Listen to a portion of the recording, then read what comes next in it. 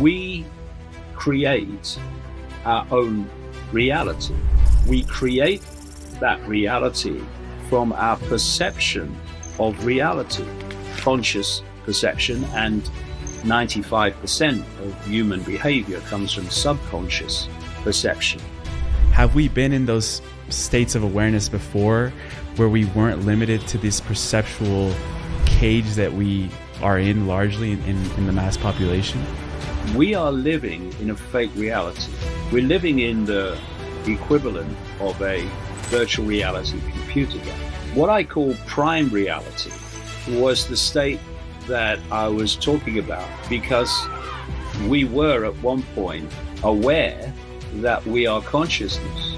And that's because there is a force that seeks to manipulate humanity that could not possibly do that if we were in an expanded state of awareness.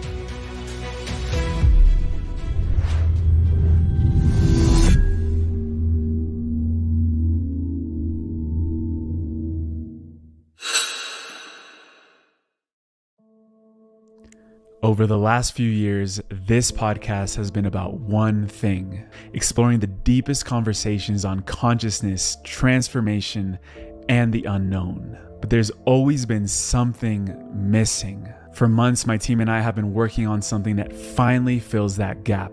This isn't the space where I'll dive deep on what it's about, but I'll be sharing everything very soon in a live session. If you've ever felt that you were meant for something bigger, this is it. It's happening very soon, and I want everyone to be part of this sacred moment. Hit the link in the description to sign up or scan the QR code on screen, and I'll see you all there. Much love.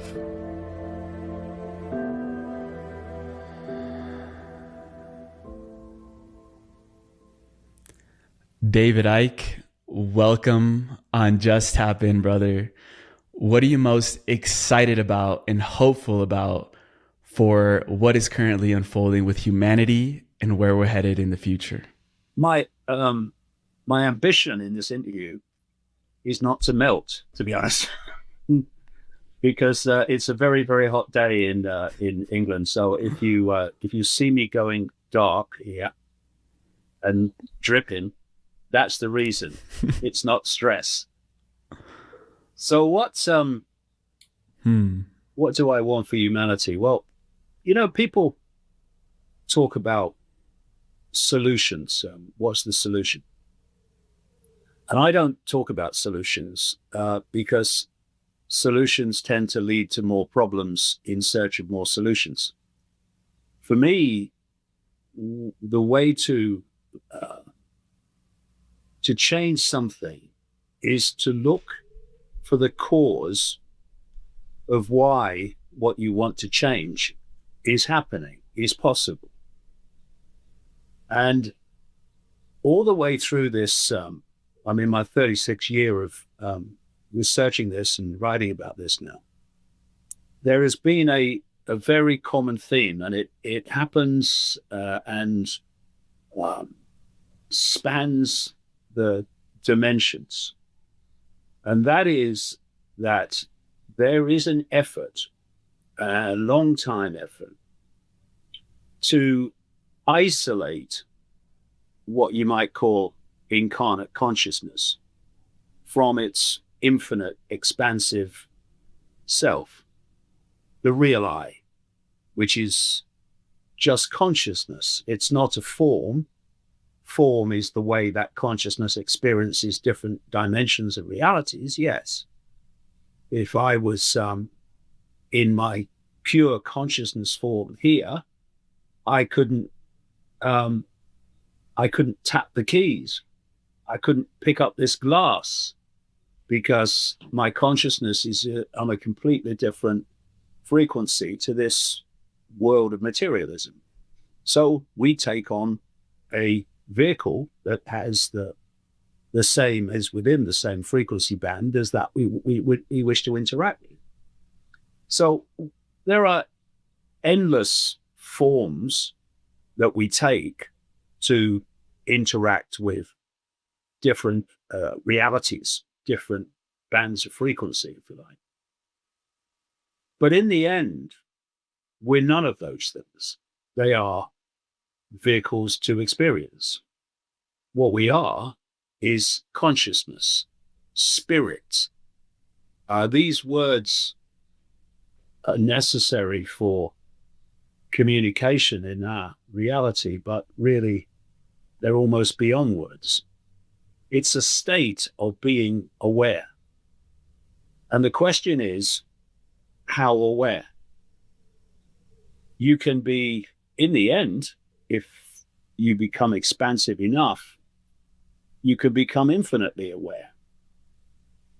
But most people obviously are not in that state, not least because there are systematic efforts to disconnect us from that level of awareness, or even expanded levels of awareness, never mind, the whole way. And that's because there is a force that seeks to manipulate humanity that could not possibly do that if we were in an expanded state of awareness, because we'd see it and we'd also tap into that power to override it and overwhelm it. So I've said all the way through for decades now that the foundation of human control is control of perception. That's the absolute foundation, bottom line of how humans are controlled. Because what we perceive leads to how we behave. If you look at, many recent examples, if you can get people to perceive a situation in a certain way, they will behave in ways that reflect that belief system. For instance, if you can get them into a state of fear that some bogeyman's coming, or some bogey disease, then they will respond from a point of view of that fear, and they will do what you tell them because you think, or they think, that you're the ones that can protect them from what you've manipulated them to fear. So everything is perception. The number of people in full knowledge who are pushing the world in a direction towards global dystopia is absolutely tiny compared with the global population. And therefore, you may be able to physically hurt people in a relatively small area with the military or law enforcement or whatever, but you're not going to control 8 billion people from a relative handful unless you do two things. You control their perceptions so they behave the way you want them to, and you take from the target population and you put them in uniform, and you get the target population to control itself. And all of these things are only possible because of the myopia of perception, not least self-identity, that we've been manipulated into. And so what's the cause of the problem? That we have been manipulated to perceive reality and to perceive ourselves in a incredibly myopic way, and a distorted way in which we see ourselves as human when we are actually consciousness having a very brief experience as human. So if you look at the way perceptions are manipulated, it takes a very predictable course. First of all, you want incarnate consciousness to believe it is the human, that it is the body, that that's who it is. Not that that's what it's experiencing through, but that's what it is. So you want self-identity to focus upon the idea that we are a man, a woman, we are this religion, that race, this race, this income bracket, whatever. In other words, you want people to self-identify with the labels of what we call human. Now, once you do that, and most people are there because it's incessant, but once you do that, you are in the realm of limitation. You are in the realm of I can't, in the realm of little me, I have no power. And that which has the perception of having no power looks out of itself to that which it perceives to have power, to make a difference, to know more than you know. And what are those people? They are so-called experts.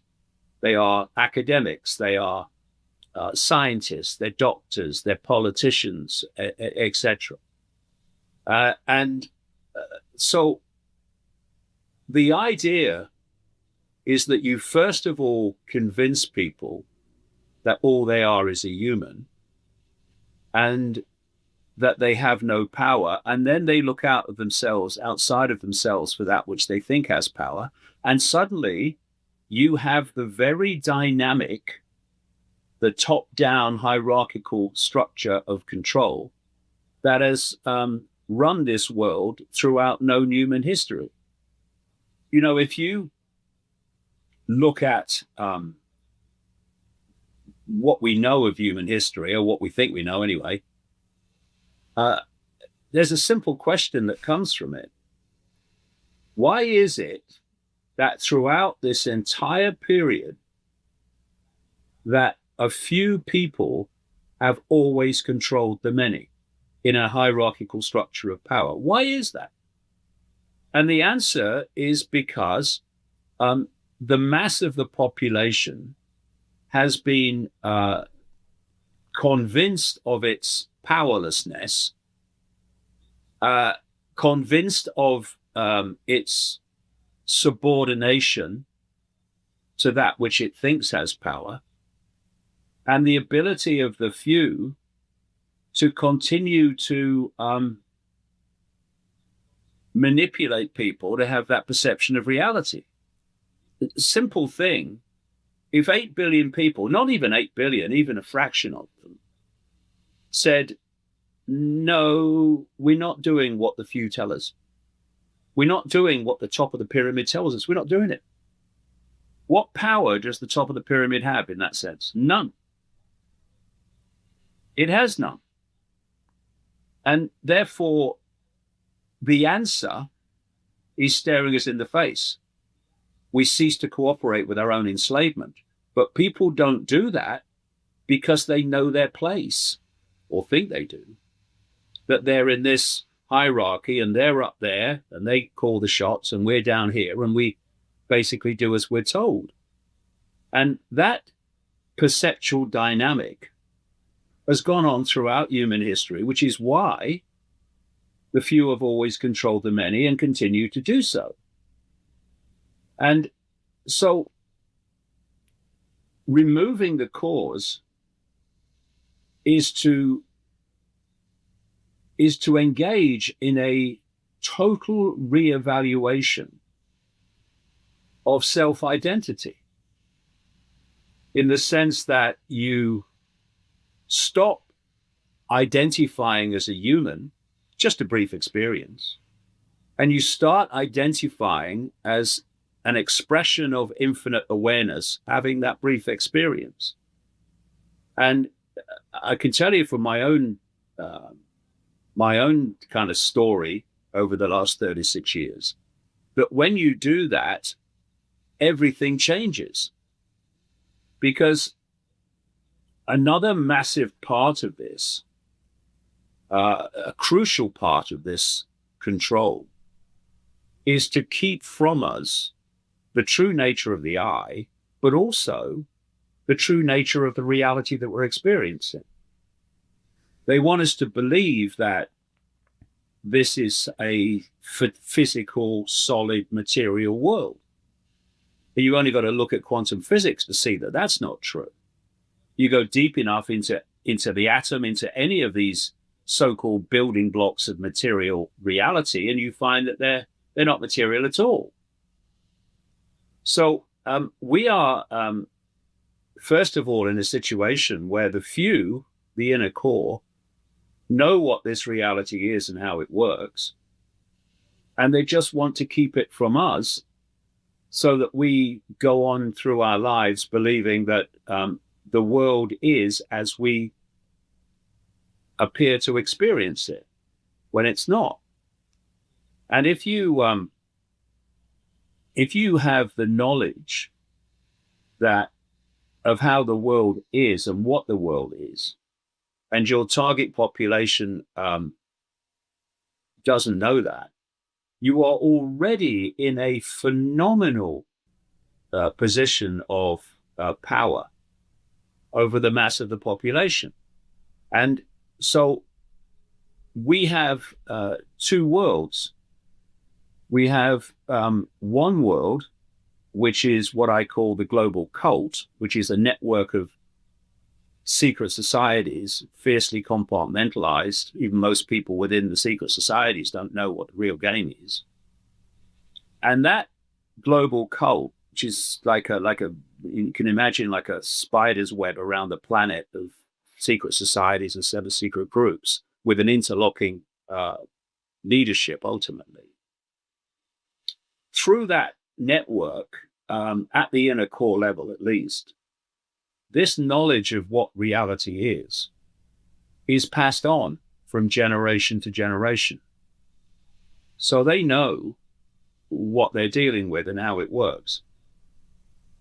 At the same time, and this can be clearly shown from research, this cult or elements of it have created the sources of communication and information that the mass of the people have.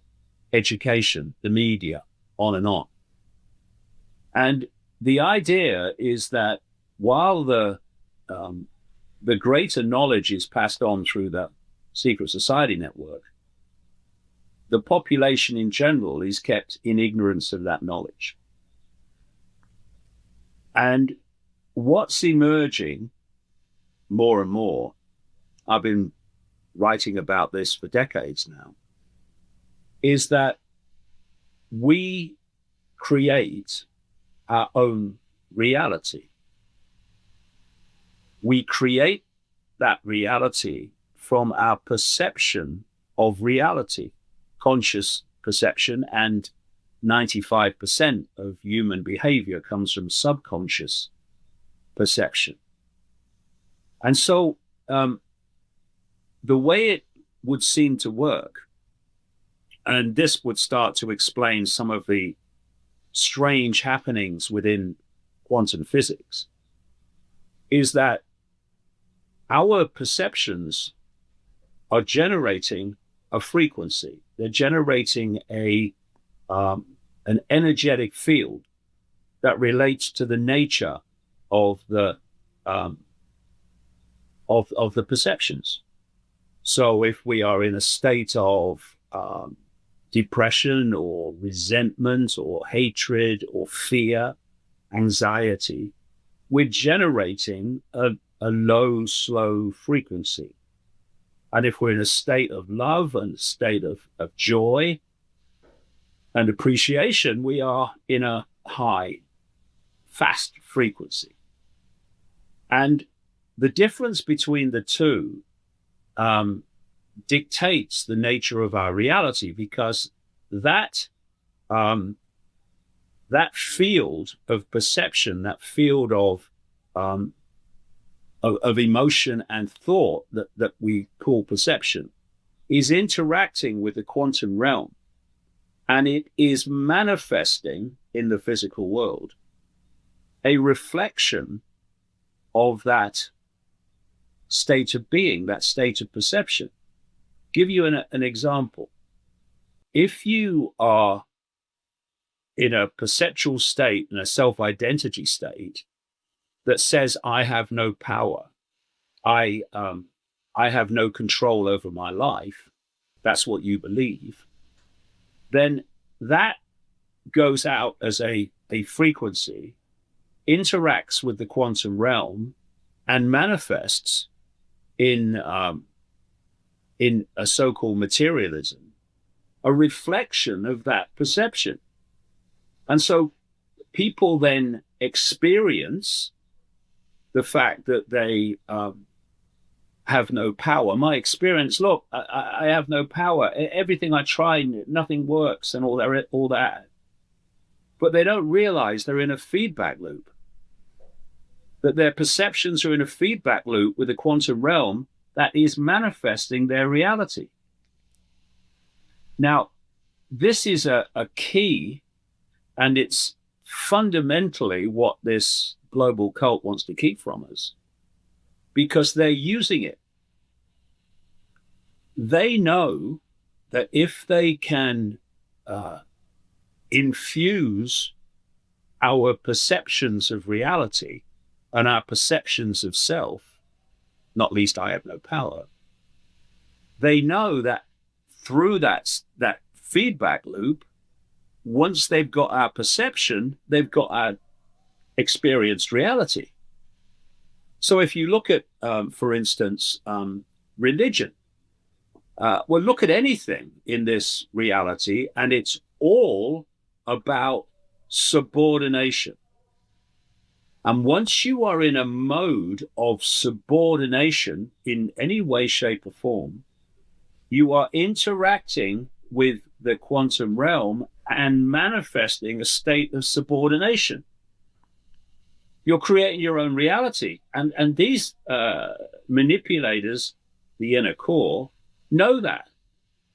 And so if they want to create a mass reality, they know they only have to control the mass perception, and that perception will manifest that reality. This is what we call preemptive programming is about. People have realized in recent years that they're putting out in movies and in television programs, etc.,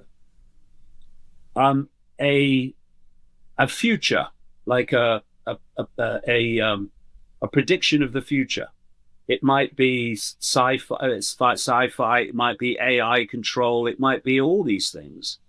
And they are putting in overwhelmingly into the subconscious that sense of reality, that sense of this is what's coming, this is what the future is, and then we manifest it. We make it easy for them because our perception of reality becomes our experienced reality. And so if you look at religion, it's about subordination. Almost, there will be some, no doubt, but almost every religion is about a figure of power and subordinate followers. Doesn't matter if it's Islam, Christianity, Judaism, Hinduism, doesn't matter. Same dynamic. And if you look at the non-religious, where they perceive authority to be the power over them, you must obey authority. I mean, what will authority do if you don't obey? All these states of perceptual subordination are creating collectively a world of subordination. And this is why it's so important, it's so vital, it's the bottom line, that the inner core of this cult keeps this information from the target population, where we think that everything is random, that it's just a coincidence, and it's not something that we're creating. It's just something that happens to us. Oh, I'm so unlucky. No such thing as good luck and bad luck. It's just creating your own reality that you like or you don't like. And these are the levels of understanding of how reality works and how we interact with it that will set us free of this perceptual prison, because that's what it is, that humanity has been in for so long.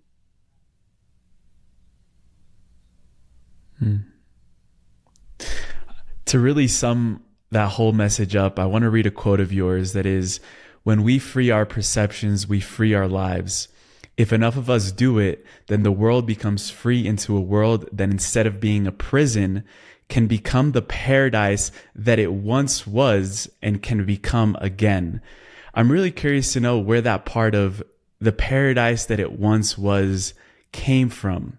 Have we been in those states of awareness before where we weren't limited to this perceptual cage that we are in largely in the mass population?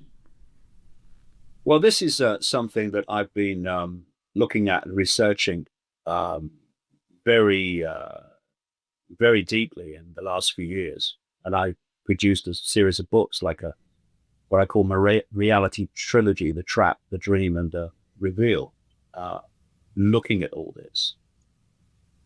It's clear to me now, and you know, it's like not one source, it's multiple sources that lead you in the same direction, that we are living in a fake reality. We're living in the equivalent of a virtual reality computer game.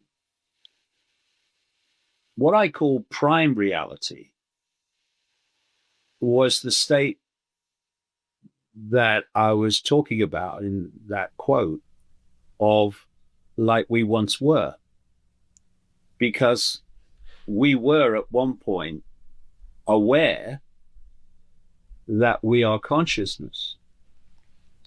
And the trap was to create a reality that initially seemed very, very like the, I'll call it prime reality that we were experiencing before. The prime reality that still exists, by the way, still exists in the same space that I'm sitting in now and you're sitting in. It's just that we're not tuned to it anymore. And it's been described to me by many people who've been kind of out there in the other dimensions and have seen it. They've described it as like, and this came to me as well. It's like an overlay. Imagine like a Wi-Fi field. We have the internet, right? And how do we have the internet? Because we have computers that decode Wi-Fi. Wi-Fi is just a radiation field encoded with enormous amounts of information. And the computer connects with that Wi-Fi field and decodes it from the pure information it is in the waveform radiation state into what we see on the screen in a very, very different state to what to how it is in the Wi-Fi field. And the human body is doing exactly that. The human body was manipulated to interact with this fake reality overlay. And it works exactly like, in theme, a computer does. I've been calling the human body a biological computer since the 1990s. So the computer connects into the Wi-Fi field, the wave field, decodes it, puts it on the screen in a completely different state. a completely different form. If you look even with mainstream science, and I say even because it's the Stone Age, most of it, then that's what the body does. We are picking up the five senses, which is the way that we interact with this overlay fake reality. The five senses pick up that waveform field level of information. The ears are a perfect example because we understand that the ears are picking up sound waves. I'm speaking now, and the people listening are hearing what I'm saying, but it's not words that are passing between us. It's the frequency carrying information. So my vocal cords are generating a wave field of information, and the ears pick up that information. They turn it into electrical information, same information, different form, and they communicate it to the brain, and the brain decodes that into the reality that we hear. Now, all the five senses work the same. We are looking in terms of sight, first of all, at the most extraordinarily narrow band of frequency. And you know, I've said this so many times. For me, children should be told at the earliest moment they can grasp it, that when they look into a space, they're not seeing everything in that space. They're only seeing a tiny band of frequency. Because once you realize that, everything changes. How things can happen in the hidden that you're not aware of. And according to mainstream science, the electromagnetic spectrum, which is basically our experience reality, is 0.005% of what exists in the universe in terms of energy in different forms. And visible light, which is the only band of frequency we can see, is a smear, a fraction of the 0.005%. So we are able to see a tiny, tiny amount of what exists in the space that we are sitting in, we are experiencing.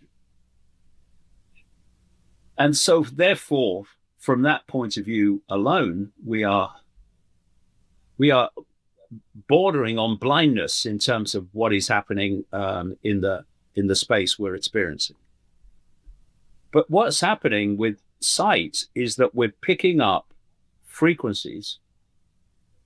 Electrical signals are communicated to the brain, and it's the brain that sees, and it's the brain that feels, it's the brain that hears, it's the brain that smells. It's all going on in here.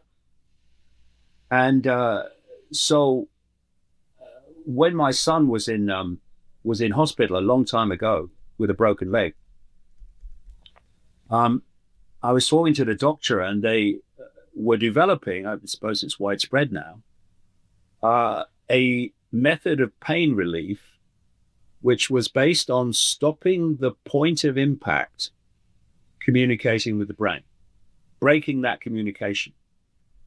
Because if the brain doesn't get that communication, you don't feel pain. Everything is happening here and is being decoded here, just like a computer. And so we are, through the five senses, picking up these information sources from this overlay, this fake reality. And we are creating that reality, not externally. I know it appears that's what we're experiencing. We're creating it in here. The whole thing happens in here. So where is the computer? Where is the computer decoding the Wi-Fi field? It's not happening here or here or here. It's happening inside the computer. And what's fascinating to me is to see the the way that this explosion of technology and computerization and all these different aspects of it that are getting more and more extreme all the time are mirroring technologically the way that we're actually experiencing reality and decoding reality. So if you take the human body, brain, to be like a headset in a virtual reality game, then you pretty much got the dynamic. Because, you know, if you go on the internet, go on YouTube, and you put in a few words relating to funny things that have happened in computer games or whatever, words to that effect, you'll get compilation videos of people who are in a room they've been used to, they're familiar with, and they put their headset on. Now, information is being fed to the five senses. It's overridden the normal decoding systems of reality. So you put the goggles on, you put the audio on, the most sophisticated ones, you put the gloves on for the touch sense, etc. And you see people in rooms they're familiar with, put their headset on, and completely transform in terms of their sense of reality. They're falling off the chair, they're running away, they're screaming, all these different emotional reactions they have to what is simply a technological headset with information being delivered to the senses that they weren't getting before. But it becomes their reality almost instantly. Now imagine that you're born into this biological computer, and from cradle to grave, there's no taking it off, because, you know, you see in these virtual reality compilations that people are, you know, screaming and shouting and running, and then they'll take the headset off and they'll go, pew, it's just a game. But with the human body that's decoding this reality, you can't take it off short of what we call death, which is just death of the body. The operating system ceases to operate. And so you're going through from cradle to grave, and this is decoding your reality for you. And this is where perception comes in. Because if you are simply following the perceptual norms, then you just accept that what you are experiencing is how reality is. The myopia of perception becomes the myopia of the way you see the world. But what happens more and more as you expand your awareness and you start to tap into levels of knowledge, information that are beyond the overlay, then suddenly you start to see the situation in a very different light. And it's that expansion of awareness that goes, hey, what is this reality? Where am I? Who am I? What's going on, really? They don't want that process to happen. So they focus your attention, and they constantly produce drama to keep you focused on the five sense reality of the five sense world. So you don't stop and ponder and just start asking the big questions. Not shall I vote for Trump or Harris, but who am I? What is this place? How did I get here? Where do I go when it's over? And when you are willing to ask those questions and pursue them and deprogram yourself from the religious programming and the perceptual programming and the cultural programming, then you start to get a view of reality that's very, very fundamentally different to what you had before, when this was delivering reality and you were accepting it for what it was, instead of going, well, hold on, what is this reality? And so in the same way that we are interacting with the quantum realm and manifesting our experience material reality, so once you start asking the big questions, you are interacting with the quantum realm, and it will present you with answers to the big questions. But if you don't ask them, it can't, because the feedback loop can't produce answers for questions that have not been asked. And the pressure is, and the way the system works is to keep you so focused on day-to-day reality, on the reality of the so-called material world, it's not really, that these big questions don't get asked. And if you look, for instance, at mainstream science, the funding and the prestige and the professorships and the adulation overwhelmingly comes to those scientists that don't ask those big questions in search of the answers. They go, the funding, the prestige goes to those that toe the line of orthodox science, which staggeringly still, despite quantum physics, oh, yeah, well, I'll acknowledge it, but then I'll crack on as if it doesn't exist. And there's a lot more to know about the quantum realm too than we know yet. They'll just crack on pushing the orthodox version of reality, which is basically we're a cosmic accident. We came from nowhere and we're going into nowhere, and that's it. Big Bang and all that stuff. That's where you get your prestige from. If you're a doctor and you expand your awareness and you start to tap into levels that give you an insight into how illness manifests and therefore how it can be overcome, just balance and imbalance in effect, then don't think you're going to, first of all, express that belief, and certainly not practice it within the mainstream of medicine, because you're out the door.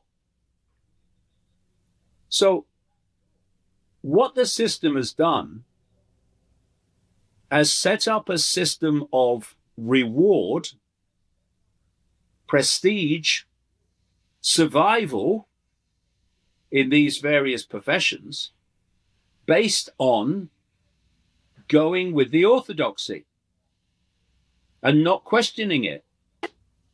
And this means that, I mean, we saw it. We do have a recent example how doctors just go with the party line and go with what they're told rather than question anything. We're seeing scientists do that. The paranormal. Why do we call it the paranormal? What? There's no para to it. It's normal. It's just that it's outside the orthodox normal, which is why they call it para. And so we are in a system that is set up, excuse me, systematically to keep us in the box, keep us in the perceptual box. And all these people that are put in these positions of apparent expertise, not really, a lot of the time, in medicine and science and academia and all these other different professions. Those that toe the line, don't question, don't ask the big questions, and even if they do, they keep it to themselves. They're the ones the population look to as experts to tell them what to think, to tell them how things are. So you again have got this feedback loop between perception and experts and perception, perception and experts. Everywhere you look, there are these feedback loops between the target population and the perception of reality that the manipulators want the target population to have. And, people will be well aware over the years what happens if you step out of the box. If you start asking the big questions, you start talking about them.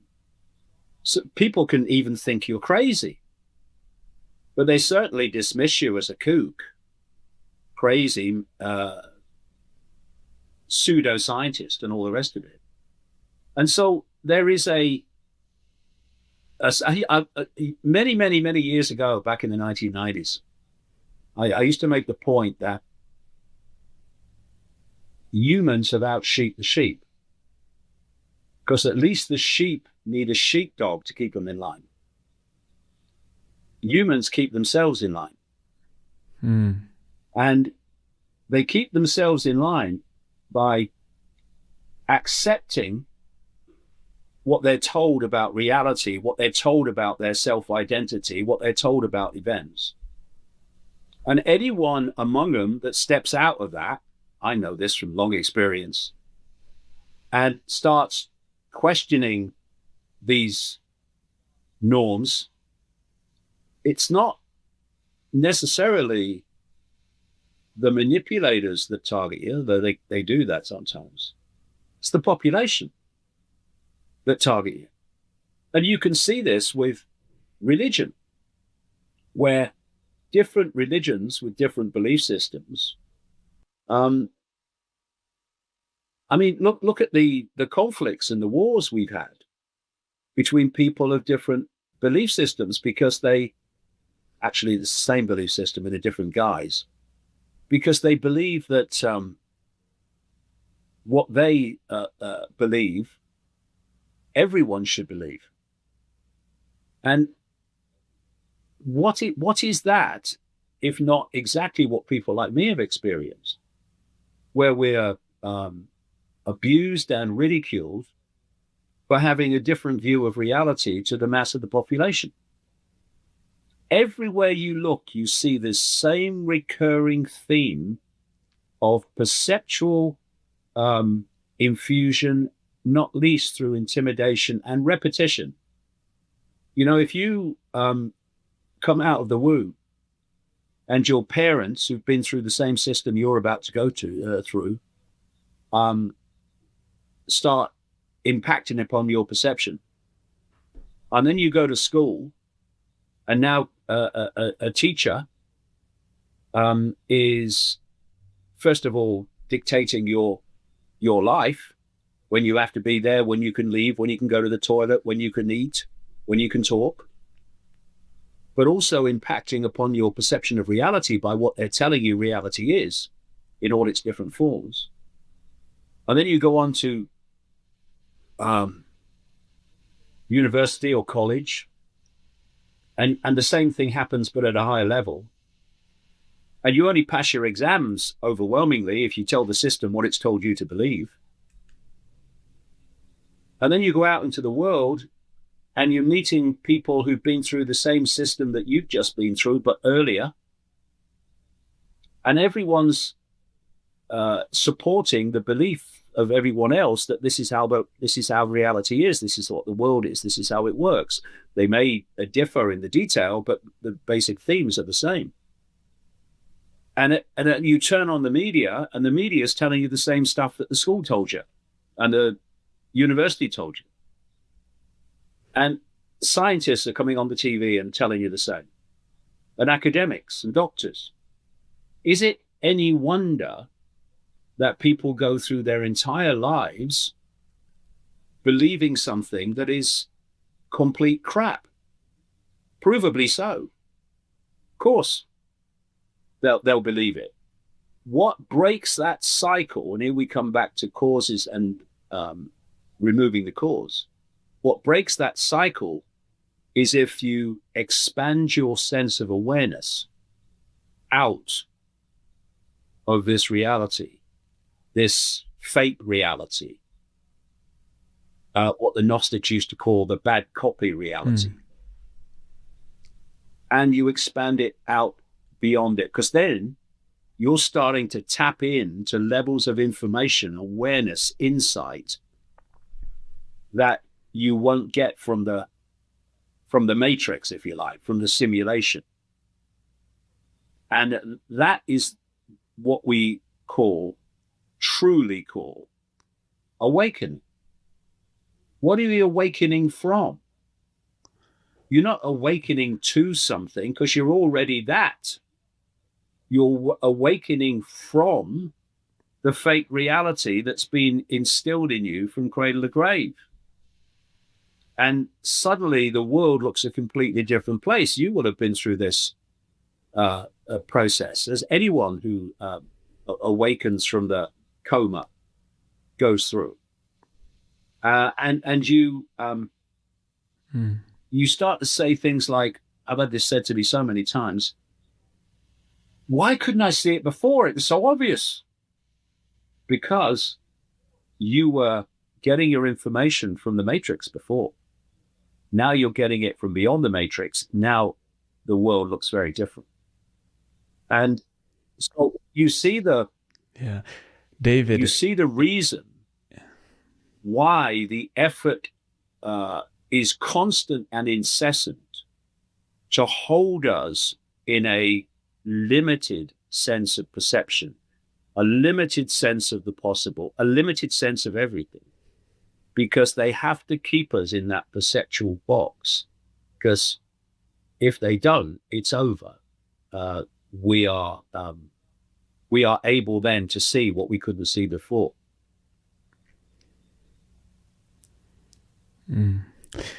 In March of this year, I was invited to the Monroe Institute and got to know a little bit about the work of Robert Monroe and his experiences out of the body. And thankfully, we have people like you and like him and like many others that are pursuing those bigger questions. Robert's journey was interesting out of the body because he did encounter some things as he started expanding more that awareness that gave him a broader sense of this reality. And I know you've come to those conclusions as well. So it almost feels like there's layers to this as well. Like until we get into that complete pure consciousness state, there are some like elevators that we have to get to reach those levels. What are those floors, we could say, in that elevator that we need to pass through before we get into the greater awareness? Well, that's a very interesting question, and a very important one. The way I see it, symbolically, quite probably literally, is that we are operating in like onion skins. These skins, obviously not an onion, they are levels of perception. They are energetic levels of perception. And the big thing I would suggest we need to remember is how little we know. Now, this is very, very important, because what I've seen over the decades I've been doing this is how people have awoken from the norm to a point and then stopped. And because they think they got it. Well, they haven't got it. None of us have got it. We're getting it as best we can. And I've always gone along with the principle of whatever we know, there's always more to know. It's the principle that was articulated, it is said, by Socrates, the ancient Greek philosopher, who was a mentor of Plato, etc. And he basically said, to know is to know you know nothing.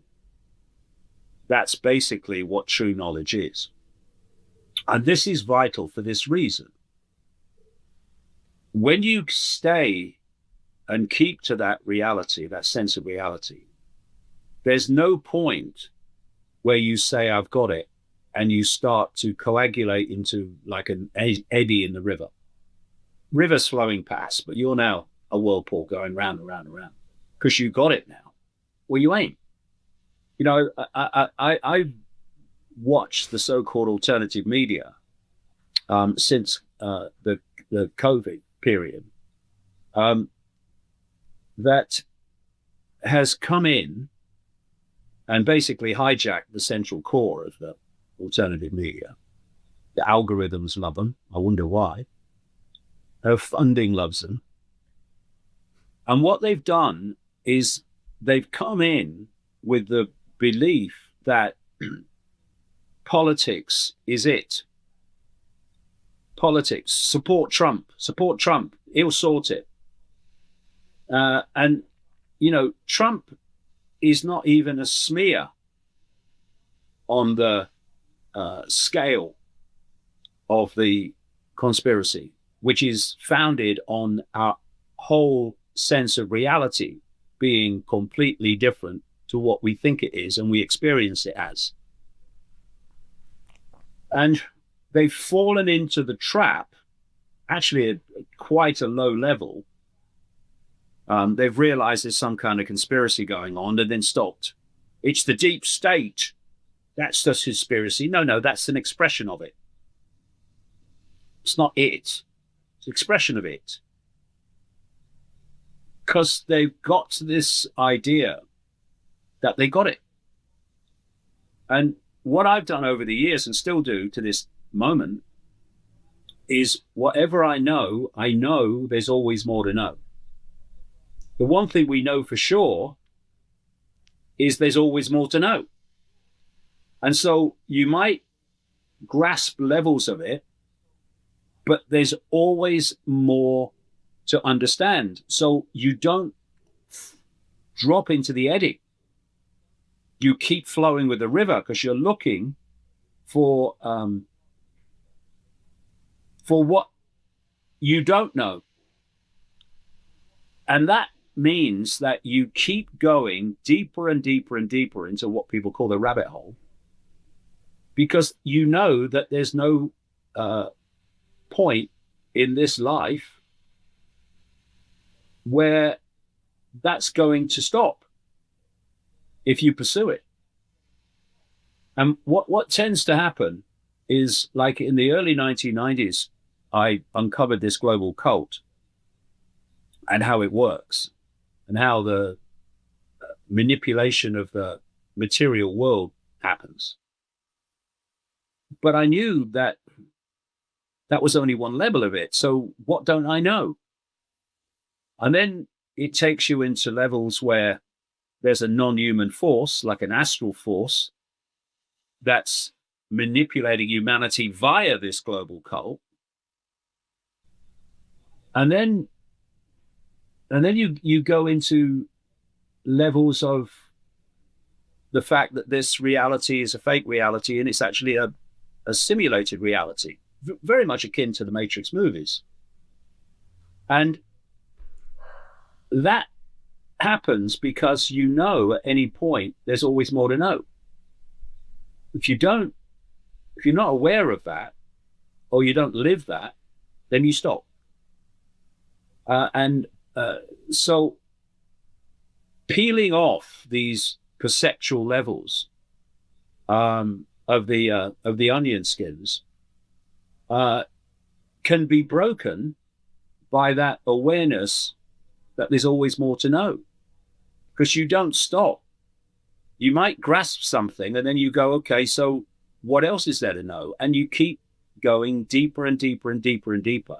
And that's the way that's true awakening, because these levels are coming off. For instance, if you look at the central core of what's called the alternative media, what I call the MAGA media, they have moved from the limited view of reality that most of the population have. But all they've done is widen the prison cell slightly to see, oh, there's a conspiracy going on. Oh, it's the deep state. But that's it.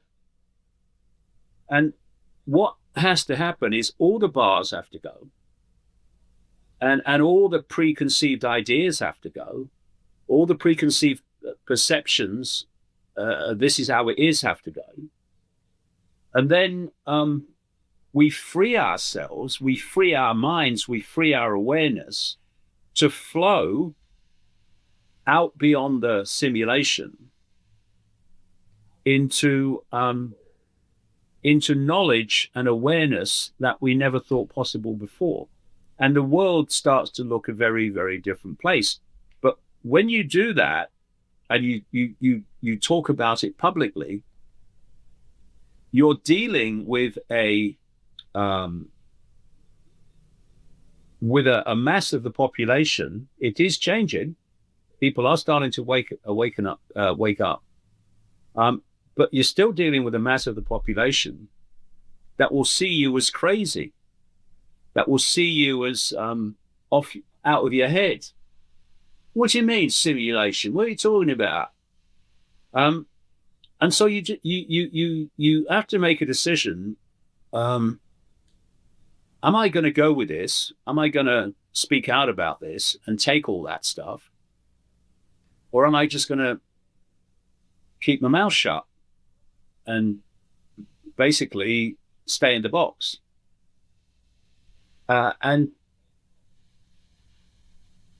what I would say is that when you truly start to awaken and delete these energetic skins, you reach a point of awareness where basically things start to meet, in the sense that you don't care anymore what people say about you, what people do about you, what people think about you, because you have reached a point of awareness where you realize it doesn't matter. You know, we are consciousness. We are a state of infinite awareness. What does it matter if people in a human body, disconnected from their true I, programmed by the system to believe nonsense? And I understand why. It's incessant, like I say. You are going to be affected by what those people say about you. Well, why? And you reach a point where you realize it just doesn't matter what people say about you. What matters, and the only thing that matters to me in terms of my work, is whether what I'm saying can be supported by the evidence. If I believe it can, then I'll say it. And how people receive it is completely up to them. But it's their right to receive it as they choose. It's my right to have my opinion based on what I've researched. And I can tell you from, these decades that I've been doing this and all this abuse and ridicule I've had is that you can survive all that because it doesn't matter unless you make it matter. You know, people say, oh, I'm offended. Okay, well, you've just described it perfectly. You're offended. You have chosen to be offended. It's your choice. That's your reality. You created it. You're offended. I choose not to be offended because I understand why people say what they do, given the incessant programming that we're all subjected to. But so I don't get offended. And you know, people all the time say that someone's affected them. But they've chosen to be affected. Someone says something about you and you don't like, well, you can say, well, thanks for sharing that with us. Or you can be offended and you can break down. It's a choice. And you can speak your truth. I mean, I've met so many people over the years, I'm sure you have too, who are in families, for instance, that not only don't have the same view of life, but actually are vehemently hostile to them for having the view they do. Like be in a religious household and not believe in religion, but see it see the reality in another way, see how that works out.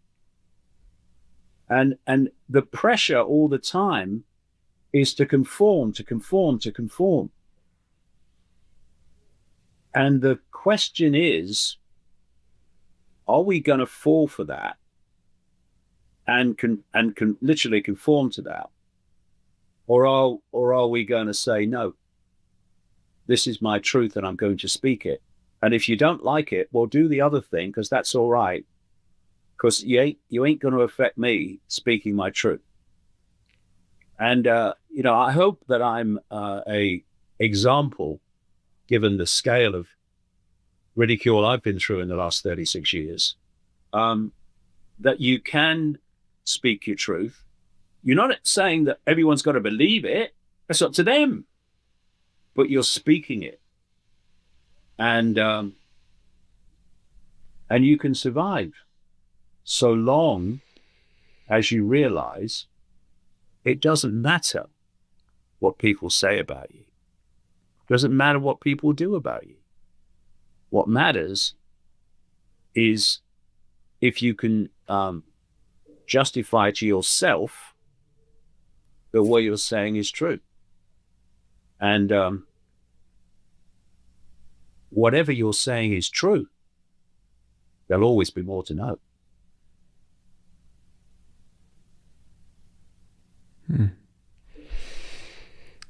David, I feel like we're really getting into the core of your teachings, and I'm aware that we have, we're just over the hour, but I really feel that a powerful way to end is to talk about why you believe that the heart, or you call it the heart vortex, is one of those keys, one of those major keys to human freedom, consciousness freedom, and to liberate ourselves from this third dimensional reality and see beyond what we really truly are.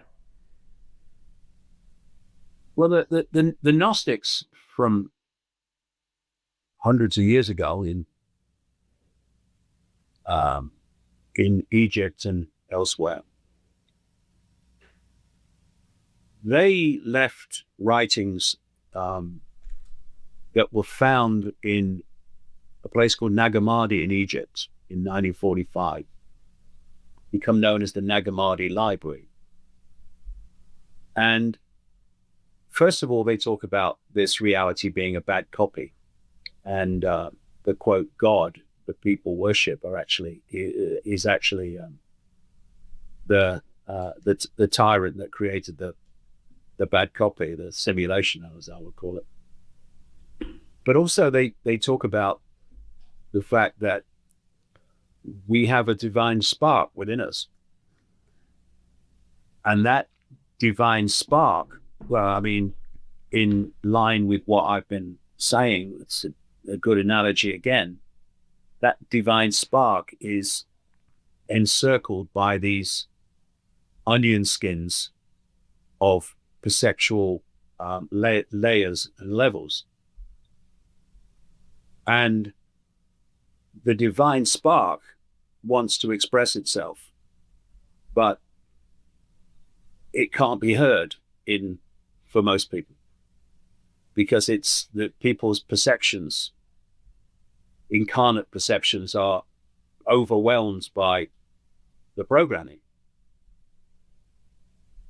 But for me, the heart is a connection to that divine spark.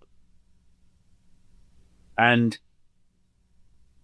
once you open the heart, and you know, the heart is far more powerful than the brain. The brain is the village idiot compared with the heart. And if you move into this area, you start to connect with that divine spark. What is that divine spark? It's that part of us that is the vehicle to connect us with out there. And you know, people they talk about love in a way that love is always doing nice things, or what appear to be nice things. But it can be very naive things as well. Always think the best in people. Well, that's okay, but also be aware that that might not be the case. Because if you don't, you're going to get scammed. And so the true level of what I would call heart consciousness is extremely streetwise and extremely wise as wisdom compared with the brain, which is a processor of information. And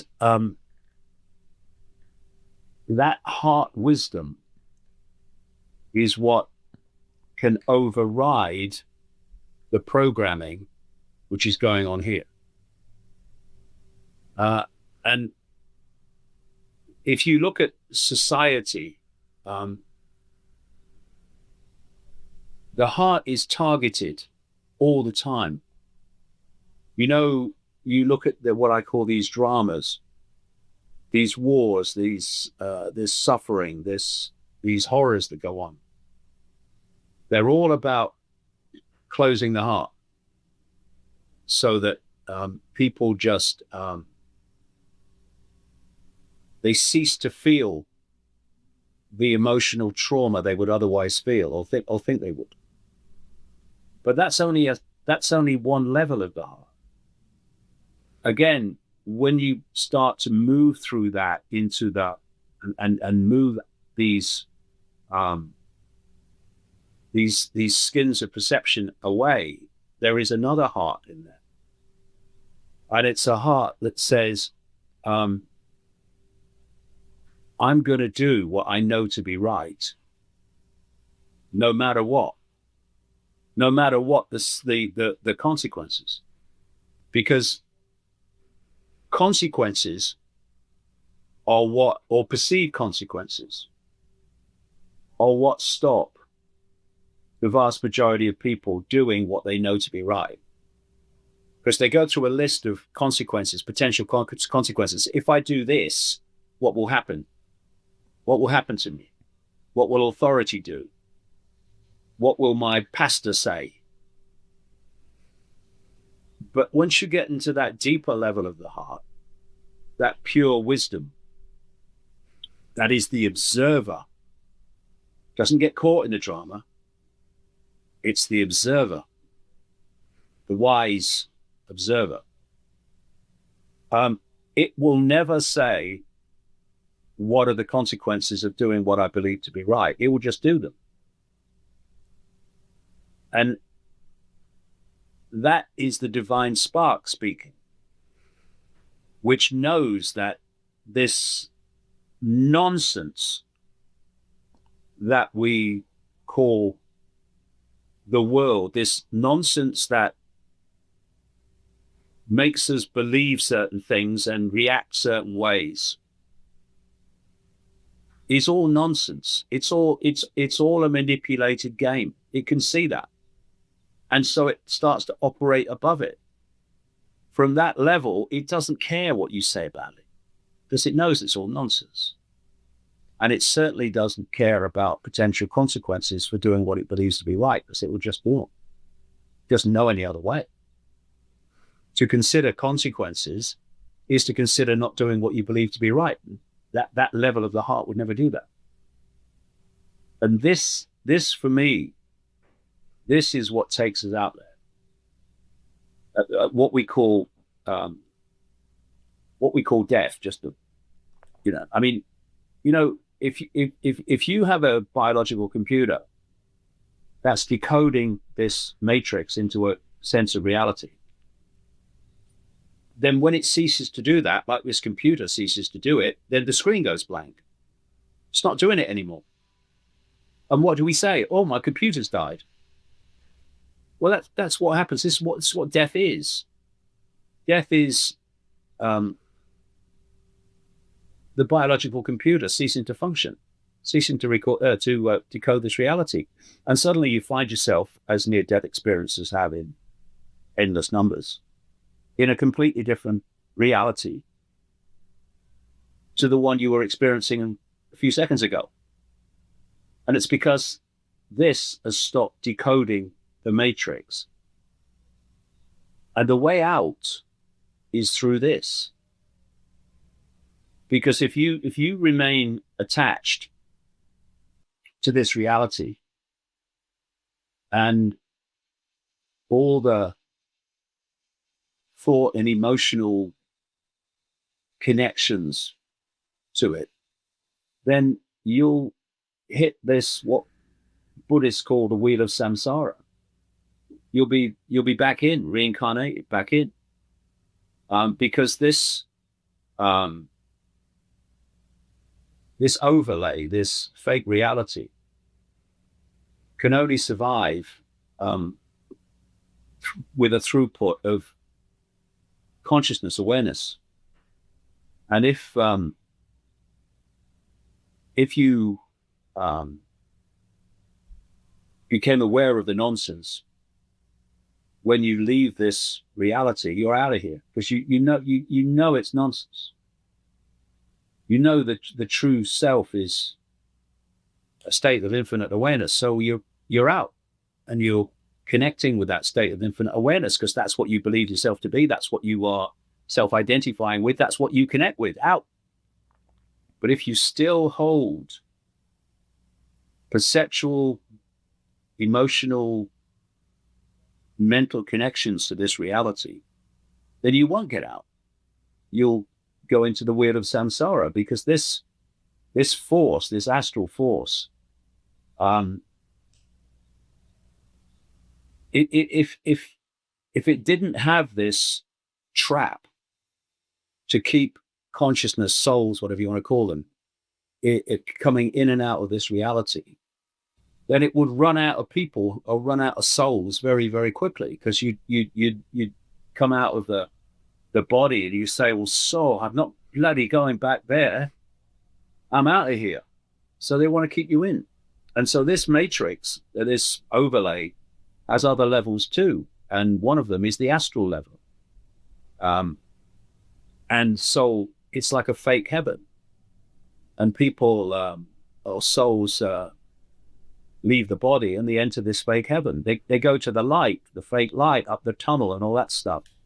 It's all part of the whole manipulation to keep you in the matrix. And then you come back in another form, with another experience.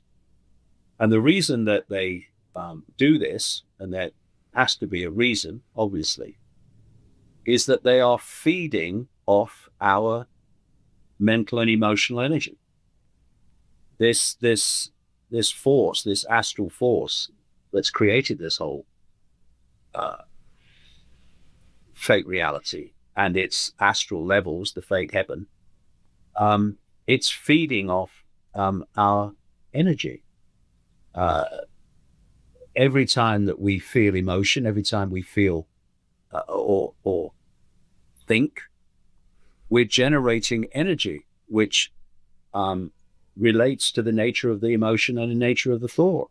So like I said earlier, depression, fear, anxiety, resentment, hatred, regret, all these things are low vibrational energy, and it's the low vibrational energy that this force feeds off. It's what Robert Monroe, in his astral travels, he coined the word loosh. They're feeding off human loosh, in other words, the mental and emotional energy we're giving off, and so they have to try to keep us in this trap of reincarnation, so that we keep producing loosh. And so when we leave the body, the manipulation goes on, unless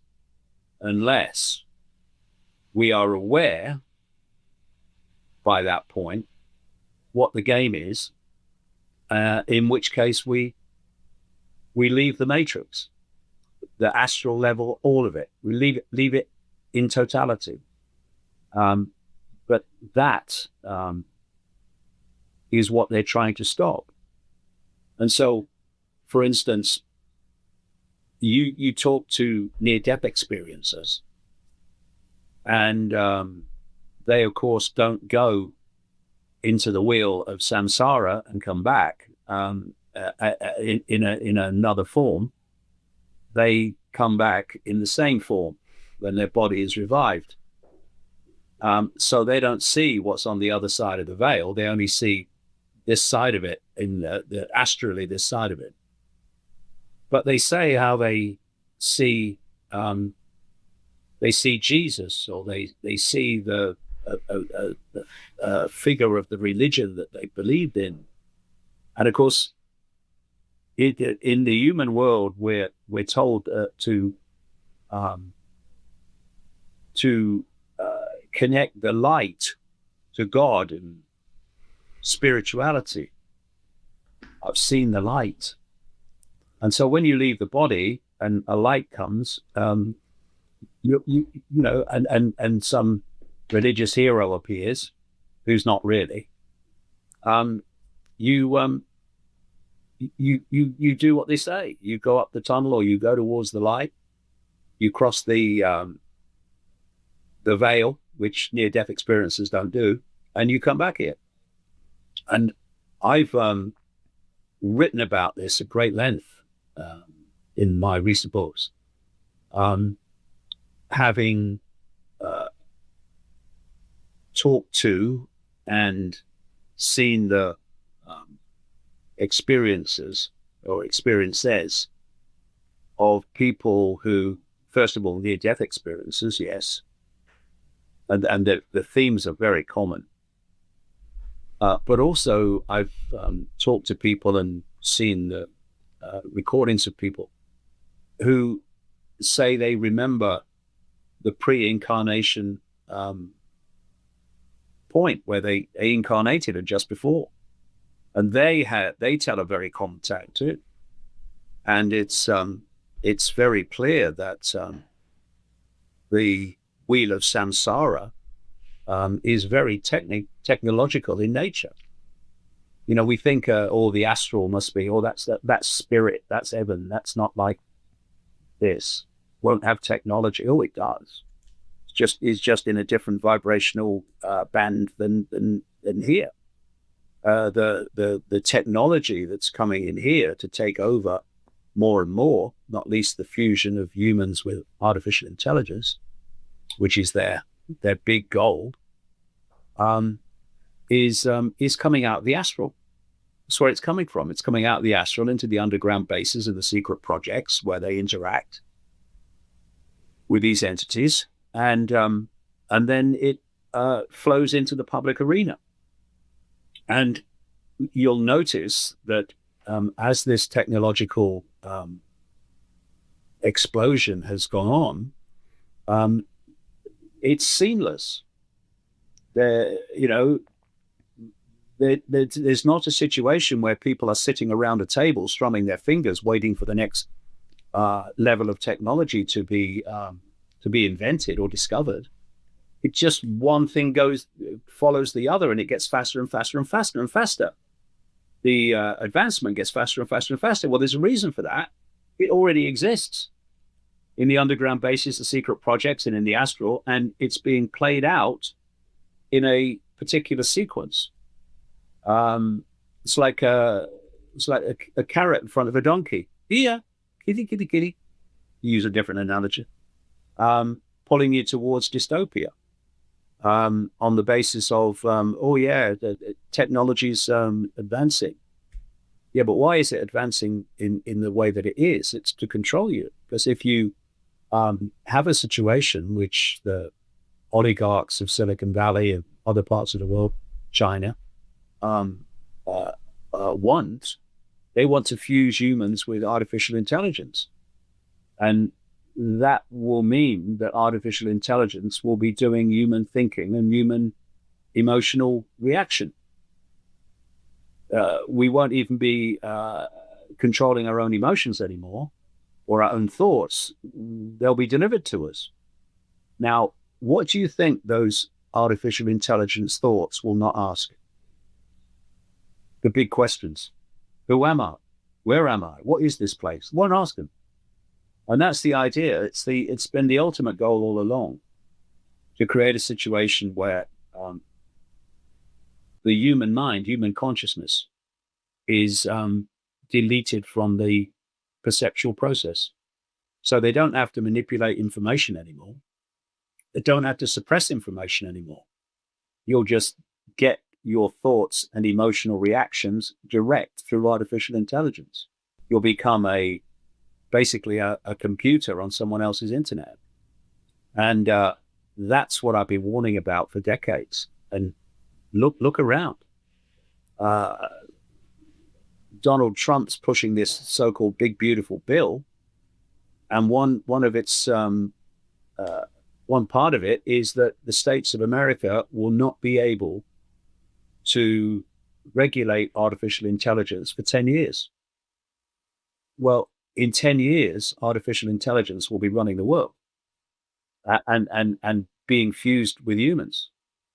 2 days into his presidency, 2 days in January, he wheeled out in the White House Larry Ellison and Sam Altman to announce up to $500 billion AI project called Stargate.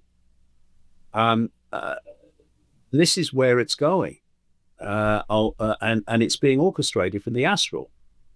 People like Trump and Ellison, Altman, they're only vehicles, they're only gophers. It's all being orchestrated from the astral. So we are in a period now where the expansion of our consciousness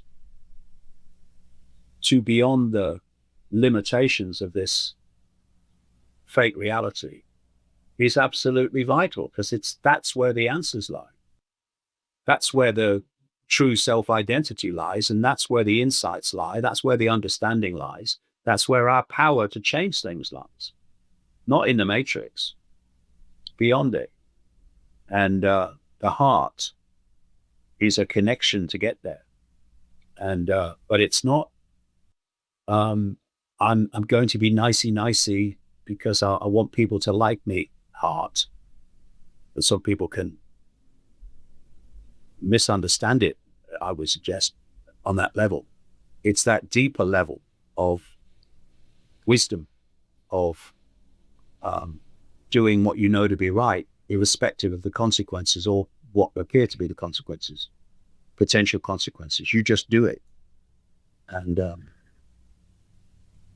that changes everything, changes your life, and collectively it can change this reality. But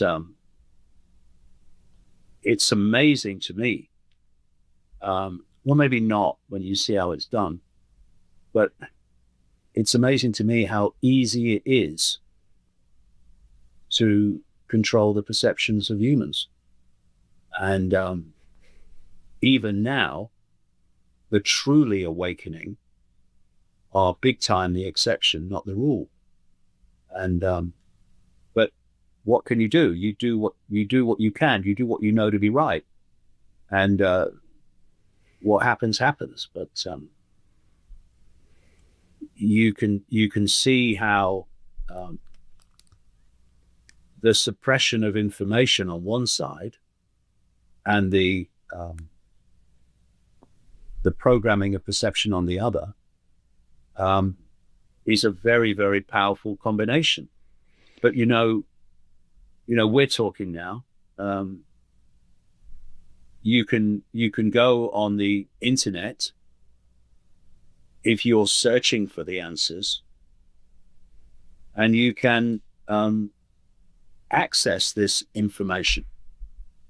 It's not going to be put before you by CNN or MSNBC or the BBC. It's not going to be put before you by the central core of the alternative media. But it's there. And when you ask the big questions, who am I? Where am I? What is this place? How can I make a difference? Then that interacts with the quantum level, and it will put before you answers to those questions.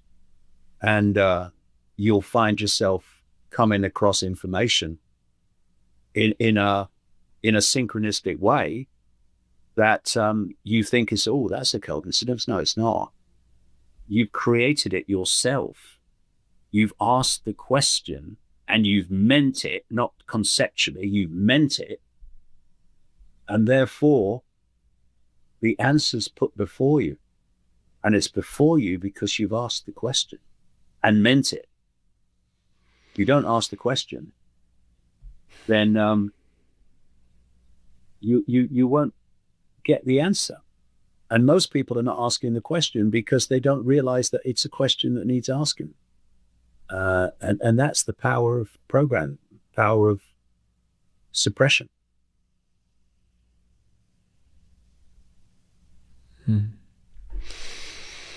David, we end every episode with a segment called The Final Trio, really rapid fire questions to finish off, personalized to each guest. Before that, where would you send people to connect with you, with your work, everything that you're putting out there? I know you've been deplatformed. I know you've been going through all of these things, but there's still so many ways where people can connect with the vast field of information that you put out there. Yeah, that's an interesting point. If I'm so crazy, why all the efforts to stop people hearing what I'm saying? I'm currently banned from 30 European countries and Australia. The central core of the alternative media, putting out the political level and all that stuff, they're not banned from any of those places. But I'm putting out this deeper stuff, and suddenly I am. And it's an interesting question. You can get me at davidicke.com, but we also have a media platform called iconic.com, and there you can see news shows every day, but also full-length documentaries looking at these deeper things. I've made many of them now, looking at these deeper levels, looking at reality and how it works, and how we can redefine ourselves as consciousness rather than the myopia into identifying as a human personality. One's an experience, the other one's an I. So iconic.com is it was created by my son Jamie, with big help from my elder son, Garrett. Both of them are on Iconic alongside myself in Christiana Band, Icke, and Richard Willett, and many others. And I'm absolutely delighted with what's being produced.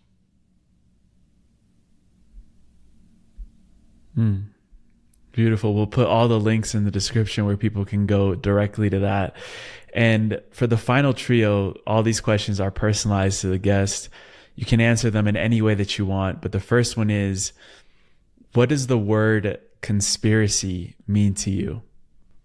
Oh, well, this is an interesting point. The CIA put out in the 1960s to American media outlets that those that were questioning the Kennedy assassination and other assassinations in the 60s should be called conspiracy theorists. And they are promoting conspiracies. And what's interesting is that this has now become a reflex action response from mainstream media and people, a lot of people in general. That if someone's saying they're conspiracy, oh, he's a conspiracy theorist. Well, what does conspiracy mean to me? Well, it means the dictionary definition, which is two or more people working together, conspiring together to bring about a particular end, usually illegal. You look at the law in country after country, and there's conspiracy to this, conspiracy to that, conspiracy to the other. But the same people that acknowledge that say, oh, no, conspiracies, they don't happen. Well, of course they happen. Conspiracies are the norm. What, two or more people getting together to manipulate an outcome and screw someone else? Of course it's happening all the time. And it's that's what it means to me. And it's amazing how this, again, the programming can create a situation in which the reflex action response to conspiracy is, conspiracy theories. Well, how about having a look if it's true or not? Oh, no, don't do that. Conspiracies don't exist. No. Okay. Ridiculous.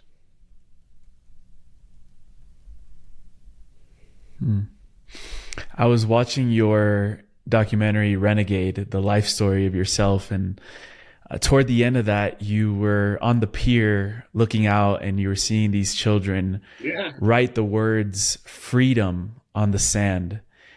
And it brought up a lot of emotion for you. And I'm curious to know, what does a world look like in full freedom where all of humanity is in that state of being? What does that world feel like to you? Well, first of all, that shot in the movie where I'm standing on the pier, as you say, and we're looking out. We were at the pier for a completely different reason, and these two kids and their mum were writing freedom in big letters in the sand, right in front of us. And from the way that day unfolded, the chances of being there, the statistical chances of being there when they did it, were absolutely ridiculous because of all the different things that happened. And we ended the day standing there and they did it. And so that was a serious case of synchronicity, if you like, create real reality in another way. Well, I have a simple philosophy, see. Do what you like, so long as you don't impose it on anyone else. And if people lived by that, it wouldn't need any laws. Because, people say, well, what about murder then? Well, that's imposing your will on someone else, isn't it? And so it's real simple. Do what you like, because you'll learn from it, good or bad. But don't impose it on anyone else. And that, for me, is freedom. I've used the example years ago when we were having a lot of raves. Never been to a rave, but there were complaints that these raves were going on and it was affecting the residents in the area and all that stuff. And I thought, well, okay, now what we have is a world in which some have to win so others can lose, and some have to lose so others can win. Well, why can't we accommodate people in a way that doesn't affect others? So if people want to rave, well, give them a rave, just away from, give them a location, just away from people that would be affected by it, that don't want to be affected by it. Then they have their rave and people aren't affected by it. These things can happen once there is respect for another's right to make their choices and have their views and have their opinions and have their lifestyles, so long as they don't impose it on anyone else. And this, okay, there are challenges in that, in various situations, but as a principle, that means people are free to express themselves as they see fit without others having that imposed upon them who don't want it. And respect, that's what's missing.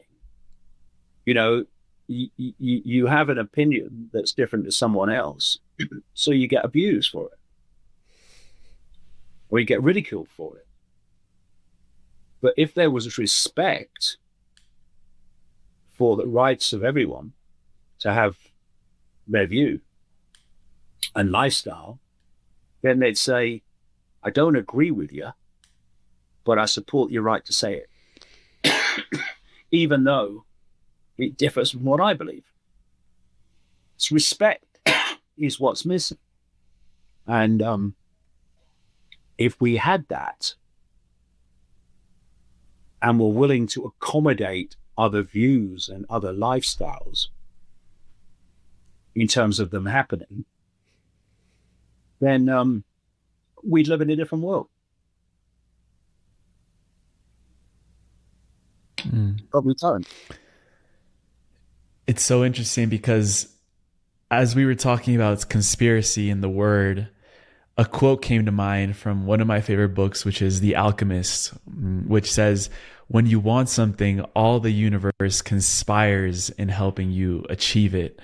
And the last question I'll ask you, David, is really about your legacy and what you feel is still driving you on despite all the pushback that you've received. And that is that you've said that there's an energetic field around you that you never feel alone, that's always there to support. What have you felt into is that energetic field that maybe you can't see with your eyes, or perhaps you have, that is still supporting this call to the message that you're here to bring through for humanity? Well, it's like everything. You come to conclusions about how things are, but then, as they say, there's eating the pudding. There's watching it play out and see if what you've concluded is the way things are happening. So I felt when I had my massive awakening in 1991 that there was some force that was pushing me on. But what you then have to do is see how it plays out. And when I look back over 36 years now, information, insight has been put in front of me endlessly, constantly, as I've gone deeper and deeper in the rabbit hole. And every time I think, well, maybe this is as far as I'll go in this life, it goes deeper and goes deeper and goes deeper. And it's still going deeper, deeper and deeper and deeper. I've just finished another book, or nearly finished it, which goes deeper, deeper still. And so there is, it would seem from my experience, some force that wants to get this information out. And it's working through those people who are willing to do it. Because it's no good being a cul-de-sac of knowledge. I mean, people say knowledge is power. No, it's not. The use of knowledge is power. Knowledge that you don't use, nice one I have. And so those people that are willing to circulate this information, that are willing to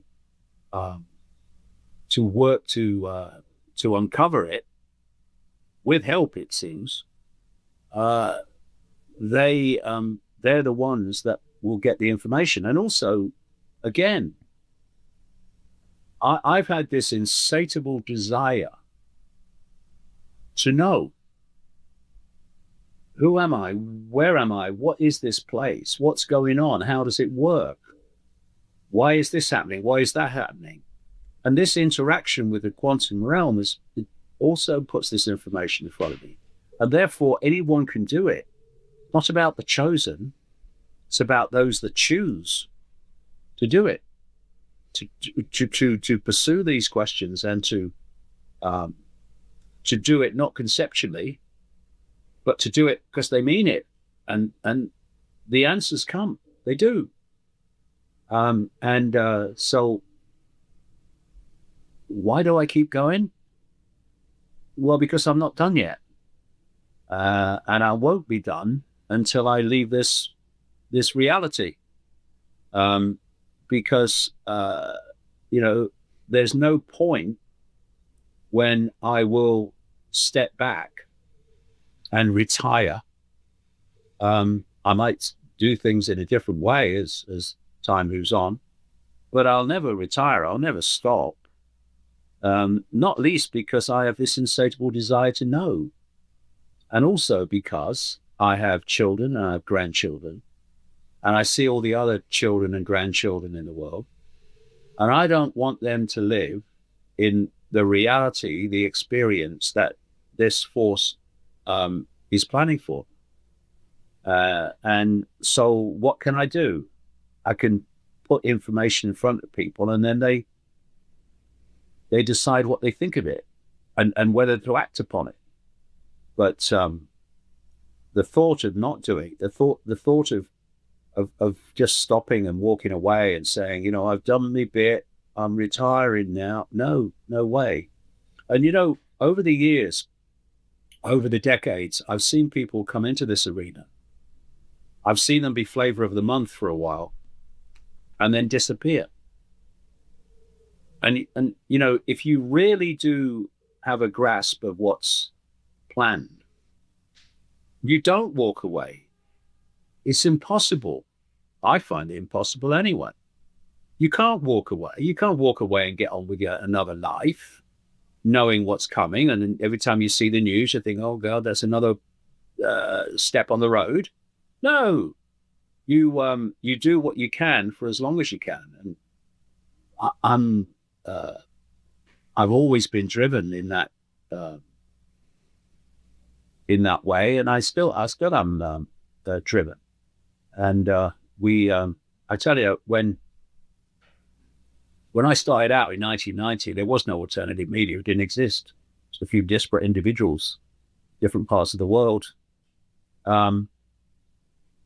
But in those days, I couldn't fill a phone booth with interest in these subjects.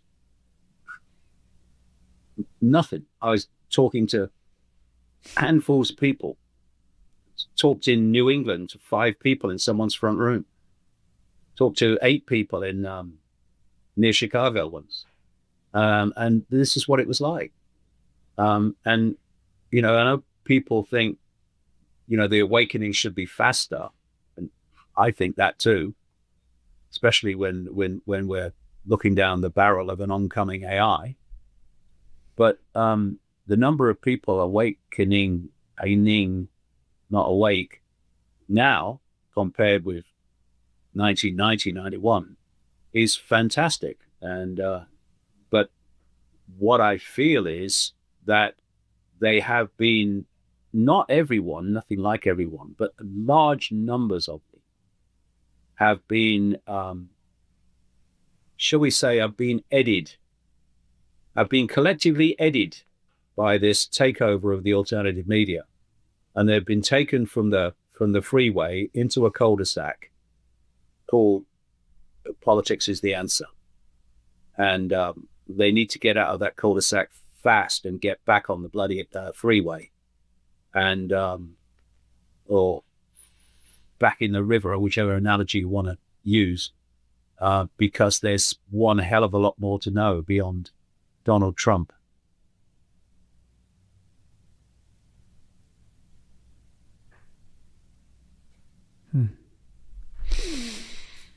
David, it's such a pleasure to have this conversation with you. I just wanted to acknowledge you for playing such a huge role in freeing humanity's mind and doing it with such force, like the roar of a lion, like Osho said. And yeah, you're an inspiration for the future generations, brother. I would love to continue these conversations with you, and thank you infinitely for the work that you're here and you're still doing and carrying out with all of the integrity and force that I know you're doing it with. So thank you so much. Yeah, and it's people like you that come along, see it, start communicating it. That gives me enormous pleasure. Because it was a lonely place a long time ago. And people like you that see beyond the politics, that's the way, that's the information, that's the awareness that we need to have circulating. So every time I talk with someone like yourself, who's come into this, but come into this from an expanded level rather than Trump or Harris, it gives me enormous pleasure. So, congratulations to you as well, mate.